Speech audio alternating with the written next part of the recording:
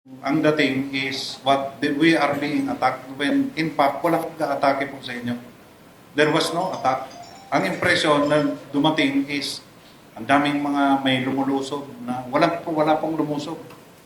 In fact, malinis po yan. Use of force, yung paggamit po ng baril ng USAA is covered by the implementing rules and regulation on Private Security Services Act or the Republic Act 11917, wherein there are 6 stages na kailangan nila munang i-observe before the use ng lethal force.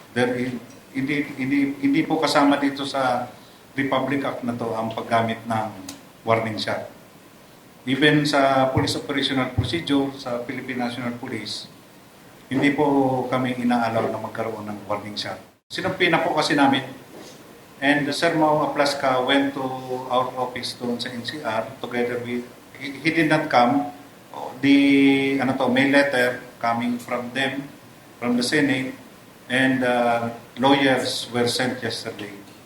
And nireceive namin yung baril. But personally, hindi pa po dumating dito si or any other OSA personnel.